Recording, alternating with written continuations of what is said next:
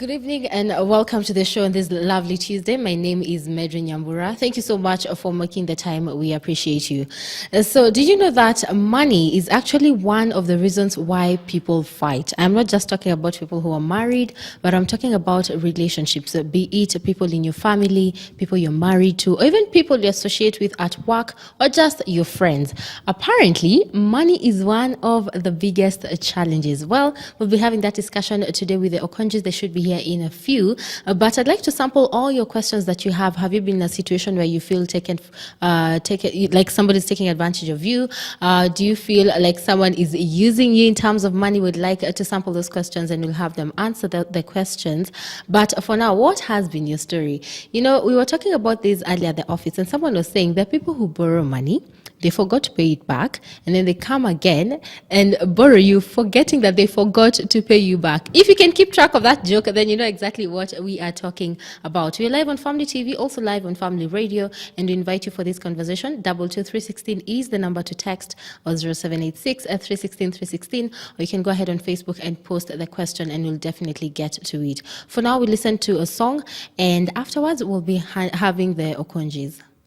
Italy, we were having this discussion with your Okonjis just off air right now and saying if we all got the chance to be like that beautiful girl where you can express your talent at an early age, where would we be? That's the question. But because my mother is watching this show, let's get back to the business of the day. I apologize for delaying the show. Things happen. This is Nairobi, but the Okonjis are here. We have Roy Okonji and Francisca Okonji. Hi, guys. Hi. Roy Nakametulia, what did you do, Francisca? To who? To Roy. What I have to do. He's so chilled and so quiet. Yes. Okay, so guys, we don't have a lot of time, but I'm happy you made it. In Nairobi ya Sonko, I don't know what you're going to do. But last week we talked about money, and it turns out it's such a sensitive issue for people. So let's look at boundaries today. And Francisca, the other time we were talking with you and you were saying, you know, sometimes the family asks too much of the person. So why is it important to have financial boundaries? Francisca. Acha kuangalia Roy. Okay. Uh-huh. It's important because, like for us, one of like he said last week, one of the families might be more in need than the other family. Okay. Yeah, so you need to know what extents you go even in assisting that family, because I was actually telling him sometime, you know, you can help your people so much and you forget yourself. You stop living totally. So when you get to 50 plus, when the rest are doing really well, you cannot even drive the dream car you always wanted. Okay. Your kids are here, you know, they are grown up, and you have nothing to show for the struggles that you've had in life. So it's very important, even as you help family or whoever, your friends, relatives, it's very important to not forget yourself. Okay. Because you only live once. That's so true. if you are planning to live tomorrow and you have nothing, you know, really. Yeah. You have to remember that there's also tomorrow. Love yourself up before you love the rest. Okay. Yes. Roy, is this something you've had to learn? Because she said something and you smiled. No, I'm just enjoying the way she's describing financial boundaries. First of all, thank you for having us. Asante. Always, whether you guys are residents, it's official. Now, money issues are logical issues, not emotional issues. Hey. Okay. And therefore, financial boundaries are a must-have. Okay.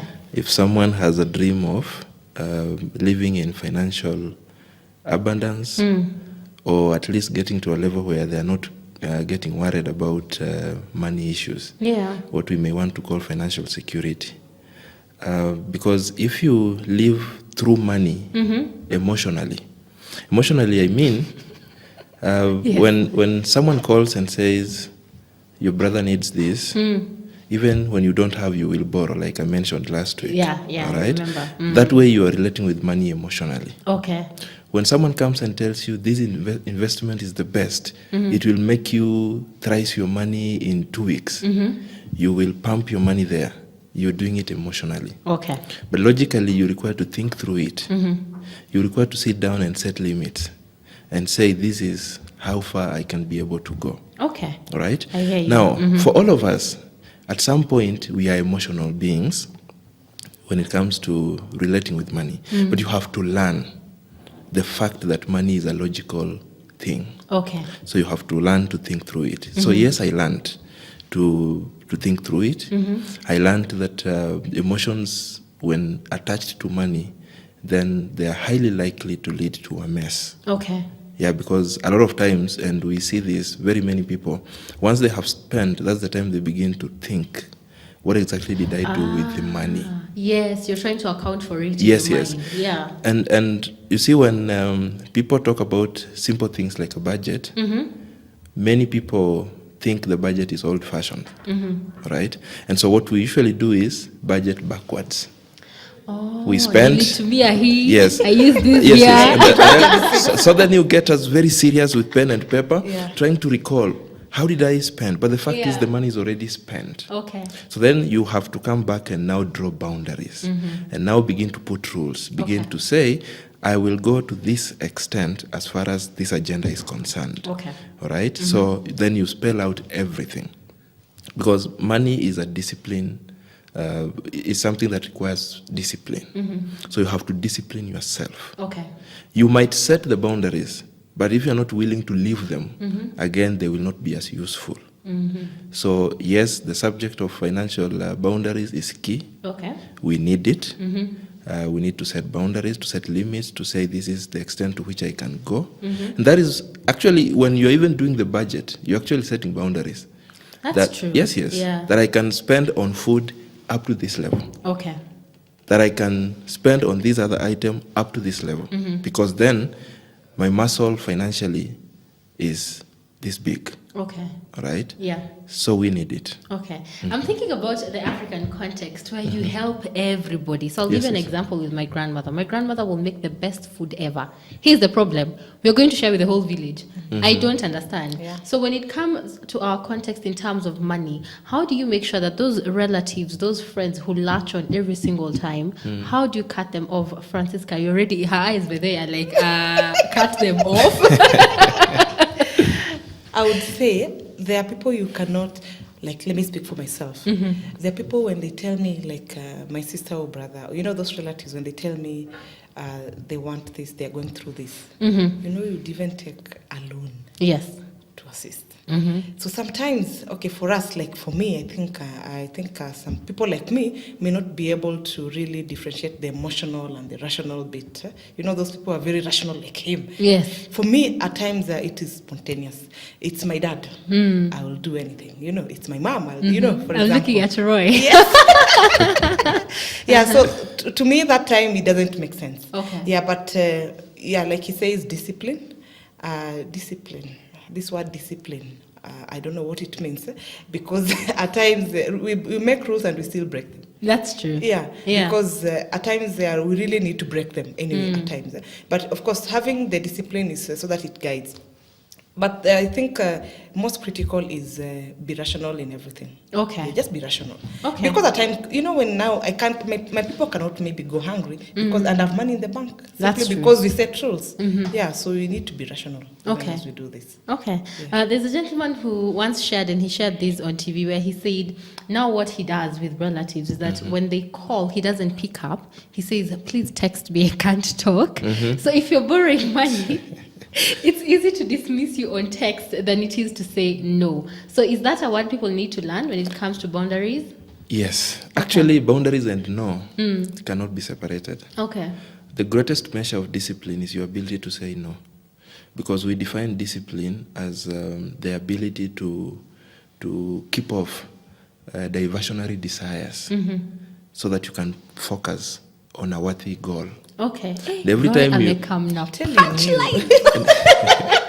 Every time you're pursuing something Yeah. good, Yes. there will always be diversionary desires. Always. You set your alarm to wake up at 4 a.m.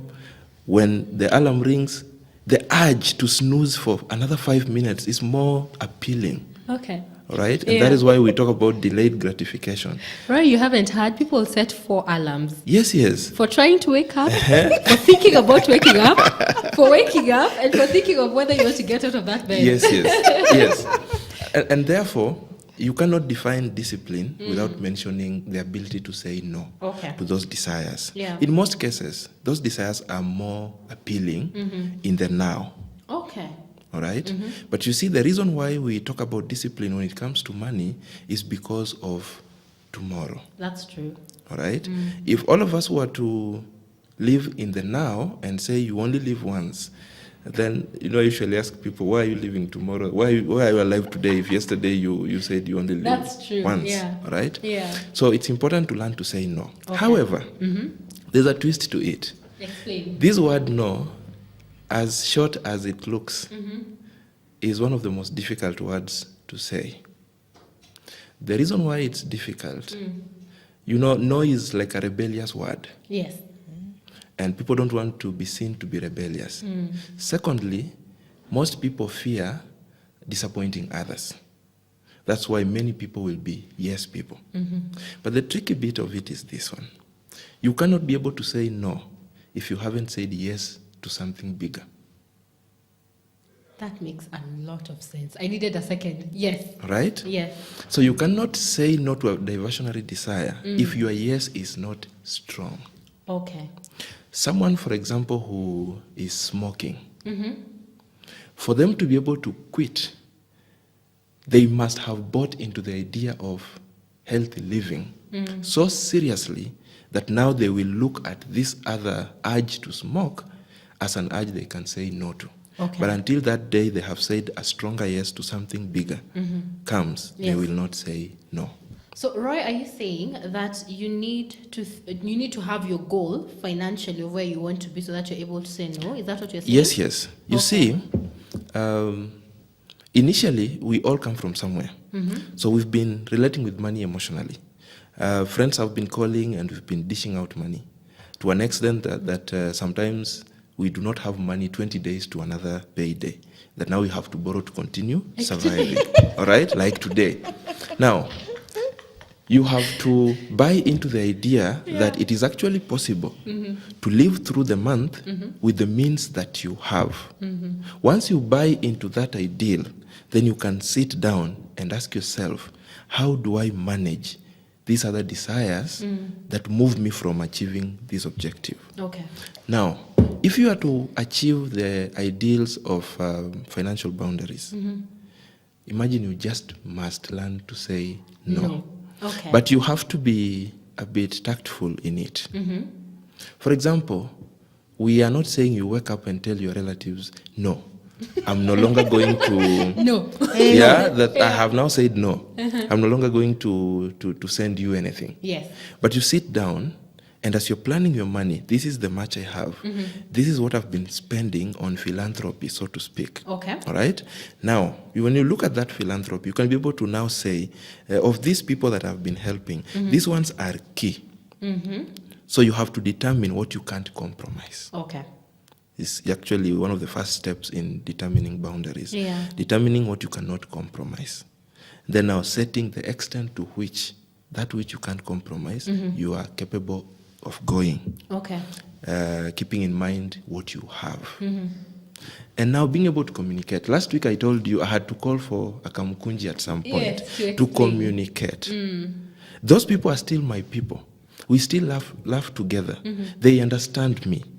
And they know that I didn't wake up and say no, but at least I tried to explain that I am not able because of this And this. Okay. So you have to be tactful about it. It's not just a question of saying no, but you have to really explain. Yeah. And by the way, if people are sober enough, we can actually understand one another. The reason why when we will be told no, we feel offended, excuse me, is because we've gotten used to the fact that things have been running this way. Over the weekend, a mother in distress talked to me. Her only son has gotten used to the fact that mom will help me. He's a grown-up guy, married. How old? He's heading to 30s. Now, this guy, every time he has a financial problem, he pushes it to the mom. Now, the mom has not been able to say no. No. Yeah. And it is eating into her. Properties have even been sold. She is even worried that the situation could get worse. What? And now we have to begin learning how to say no to a mind that is already fixed to the fact that my back is covered By my mom. Yeah. by mom. All right? So a time comes when we have to disrupt the mind Okay. and bring order. Of course, there will be some problems in the beginning. Yeah. When regimes are changing, Yes. we have to resist. Right? Don't use that word. I'm kidding. For this discussion. we have to resist somehow. Yeah. But in the end, if you look at it, Yeah. because when we were having that discussion, I was trying to tell her, we need you alive and we need him alive. Yeah. Now, him is gotten to a level where when you try to deny, Yep. he goes into serious distress that he can actually go into depression. Okay. And so the mother, for fear of the same, she would rather carry the burden of stress and relieve the son of his stress. When you hear that, Francisca, at what point should we teach boundaries? Because let me tell you, I tried that where you keep asking. I was told no, figure it out. And Yes. from then on, but if it's getting there, anyway, I'm in trouble. So how do we teach children, even at a younger age, to make sure you don't have that codependency financially when you grow up? I'm thinking, like him, what he does, he talks to, I think the son, of course, the son is the older one here. And he actually told me someday that I should learn the vitamin N. He calls it vitamin N to mean no. No. Yeah. So, you know, when our kids want things, we want them to have everything. You know, Mommy, I want this. They throw tantrums. Even if you don't have money, you still have to go an extra mile and get them whatever it is they want. So he says, let's reason. He actually, and the son is only 7 years old, Yeah. but he reasons with him and tells him, now we have this money for this. If you do this, if you do well, maybe in school, what do you want us to buy for you? Yeah. You know. They agree, they negotiate. And he Okay. says, I'll not be able to buy this, I'll be able to buy this. Would you take that? Yes, Daddy, I'll take. And of course, they love, I think, gifts. You know, it excites them. So they make a deal. When he passes whatever it is they agreed, he buys whatever they agreed. Okay. So I'm thinking, but of course for me, you know, I think boys also, the kids also, they know, Mommy, me, I want, and they throw tantrums, and me, I'll tell Daddy, now, you know, why do we have to do this for the kids? Let's just Okay. buy, you know. Yeah. So I think, like he says, we really need to learn from a very tender age, because our son already knows there are things he cannot tell Daddy, because Okay. they agreed on this. You know, Daddy has boundaries. yes, he has boundaries. Even Yeah. when they go to the supermarket and he wants things, for me, when he goes with me, you know me, I don't set boundaries. As we just go to the supermarket, he picks whatever it is. Electronic. Then we are getting there, and you also took that. Yes, when me, I want this, and you know they'll not even take it. Yeah. So like for him, they agree. What do you want in the supermarket? I want this. No, he says no. You have to pick only 2 things. Of course, they give list of 5 plus. So he says only 2. What are those 2? They agree. So by the time they get into the supermarket, he picks the 2. When he wants to add more, then no, Daddy said we only pick 2, and I've picked this that we agreed. Okay. So them, they know when they're with Daddy, they cannot do some things. But for me, I think I really need to be very strict on boundaries. Yeah. And all mothers out there, Okay. we need to really, mostly when it comes to the sons, we need to really teach them in very early. Because of course you can hear a 29, 30 plus year old still depending on the That's what I'm mom. thinking. The Yes. wife. My Yes, goodness. Yes. So for mothers, I think Yeah. us mothers, we take so much thinking that we are loving these kids. We are not. Okay. We're just spoiling them. We should just tile up and just have those boundaries because it is for their good. I like what you mentioned, you know, from the basics. How many times have you walked into a store and you see a child on the floor and you're trying to understand why are they on the floor again? Yes. They want a snack. So Yes. from the very basic, that's Yes, when you from the start. very basic. Okay. Very basic. Okay. Hey, Yes. my, And they learn, by the way. And Yeah, they pick it that's up. the thing. Yes, and they pick it up. They'll not mess around when they're older. But if Okay. you do not train them when they're young, Yeah. really, they cannot pick it up. When Okay. they're older. I feel like we need a part 3 of this discussion. But Roy, you've often had people say, women, points to self, say, pesa yangu ni yangu. So my money is my money. His money is our money. Let's talk about boundaries in a marriage when it comes to finances. How do we set those? Wow, this subject is getting interesting. I think we need to write a curriculum. Right? How to deal with finances. Yes. Yes. Because when she was talking about this, I was getting excited. Just because there's something I do for parents, I call financial parenting. Okay. How to teach the young ones these things as early as possible. Issues of savings, issues of investment. You'll be surprised even at age 3 they can begin to understand. Yeah. But coming to your question, how do we set boundaries in a marriage situation. And we tried to mention it in passing last week, and we were saying, you begin to talk about these things as early as possible. From wherever you are. If today is the day you are hearing this message, Yes. begin now. It's a process. Do you know you're causing an awkward silence in the living room? Yes. Yeah. It is a process. Yes. You don't wake up and, as I said last week, you don't wake up and say, I earn this. What do you earn? In the process of disclosure. Right? Yeah. But we have said different marriages will run their money differently. Right? And I think I discovered about 4 or so ways different couples do their things. There are those who will get their money and say, you will handle rent, I will handle this, and that's it. So then they have divided roles. Okay. There are others who will get money and say, you contribute 30% to their family budget, I'll do 70, depending on who maybe earns more Yes. or who is the man here. Okay. There are those that have a sponsor. One of them is a sponsor. So the man says, your money is your money.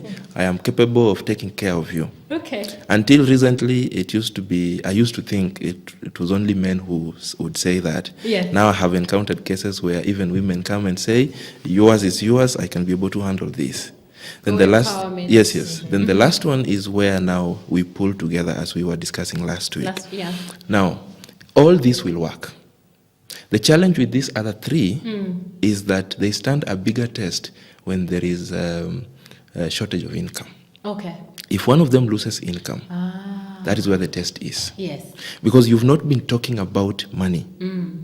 You can imagine if your money has been yours, now I'm recalling it because I've lost my employment. So I'm recalling it. Now, can you bring this money so that we talk about it and see how we can use it? For one, you do not even know how to use your money for family needs. Yes. Even if it's a lot, you have been cultured to believe that it is little. It's just pocket money for you. Yes. So friction has emerged out of that. So that is the only test for these 3 options. Okay. They will work as long as money flow is fluent. And because no one can guarantee you fluency in the flow of money, Exactly. that's why we keep talking about guys bringing money together. And bringing money together doesn't mean you withdraw and bring. It Why means... do I have a feeling that would work better? Kila mtu withdraw. Okay. Yes, the thing is transparency. I know what you earn, Yes. you know what I earn, we know our needs. So that whether we start with yours or we start with mine, it doesn't make a difference. Okay. All right? Of course, remembering our individual needs so that we don't forget to pay ourselves. Yeah, all right? So that in the spirit of bringing money together and then we just bring everything, and then the 2 of us are individually languishing in poverty as the home economy she is. needs her pocket money. Yes, she does. She Yeah, does. yeah. She does. So, depending on your approach of the 4, you can decide to set boundaries Okay. and begin to say, this is the extent to which we can spend on this item, for example, as a family. Okay. So that, you see, even saying we were going to have a family budget is a boundary. So that we don't just walk into the supermarket and do what I call shelf shopping. You will push the trolley, as I'll be checking and saying, I think we need this, we need this. You'll be surprised you need the whole supermarket in your house. Roy, are you the person who ticks a list in the supermarket? Yes. Nice to meet you, my brother. So am I. Okay. Yes, and, Okay. and it does wonders. When we sit down to, that's why I said money issues are logical issues. When you sit down to look at the gains you have made, and I was teaching some people the other day using an example. You go to a supermarket, you find a certain type of tissue paper. Yes. 10 rolls bundled together, sold at, say, 340. The same thing, same quality, sold separately as one is selling at 27.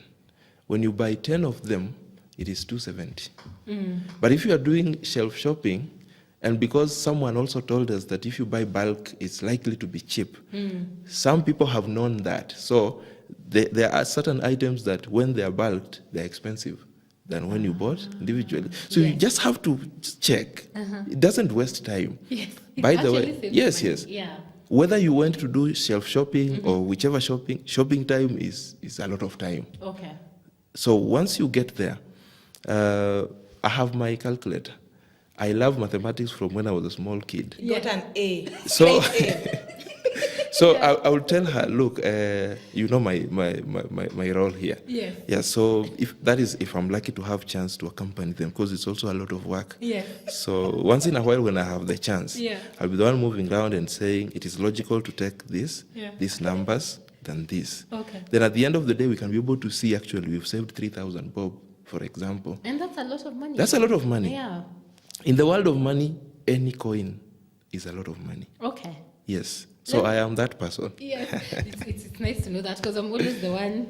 Francisca, I do. Listen, I'm still young in my career. Don't judge me. I'm trying to save money. Okay, no problem. I wanted to ask you, there's a tendency, and this is of an article that I read in one of the dailies, where they said wives do not pay back money. You ask hubby for 2,000, nitakurudishia Friday, hamlipi. Ask him how much I owe. Explain thyself. How much do I owe you?